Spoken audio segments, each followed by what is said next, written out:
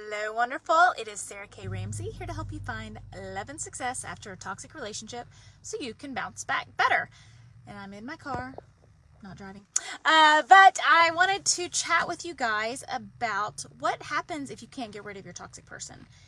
If you have a toxic boss or a toxic mother or a toxic sister, or, you're trying to raise kids with a difficult ex or whatever.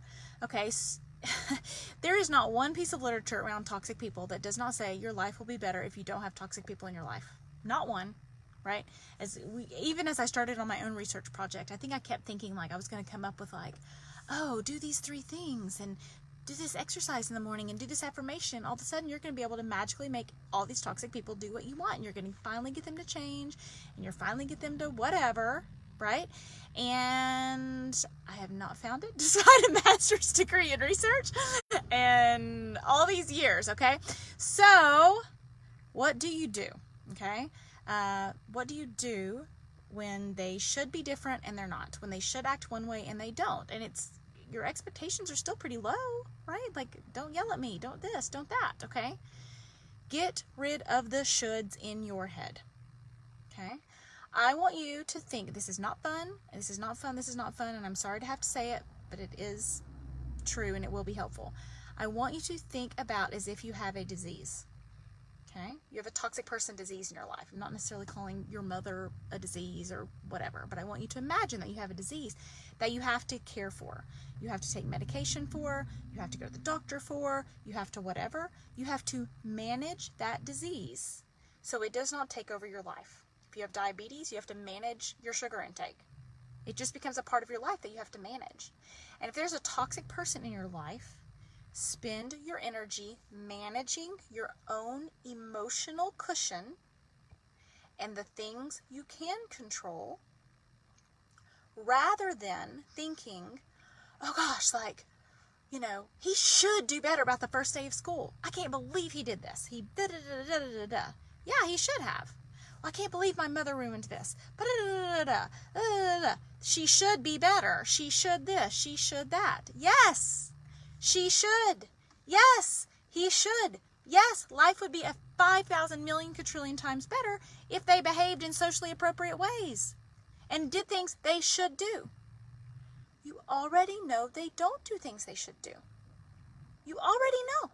That's why you got a divorce. That's why you set boundaries. That's why you're in this group. That's why whatever in your case. They are not going to do the right thing. And the more energy you spend, just maybe if I wish hard enough, maybe if I do this, why won't they change? Why won't they do this? And the endless conversations you have with your girlfriends and you have trying to process this. I know, I get it. You're having these conversations with me. And people in my real life are having these conversations with me. I've had these conversations before.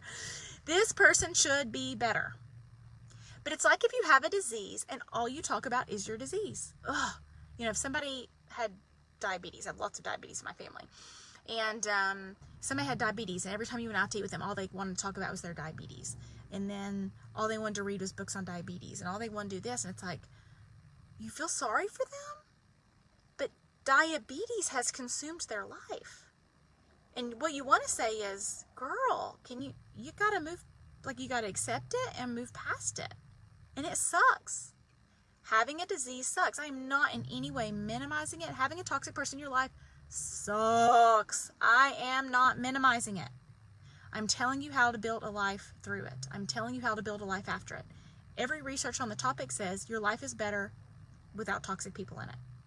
If you have to have toxic people in it, then you have to build an emotional cushion around yourself so that the toxic daggers don't get in.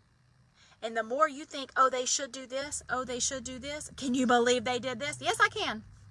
After all the conversations, thousands and thousands and thousands of conversations I have, I am not surprised that toxic people do anything. They should be better, but they choose not to be. So you've got to figure out how to make your life better. Now I'm going to have to move again.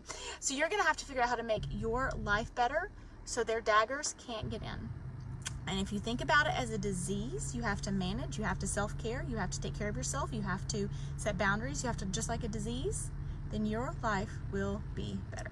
Have a great day.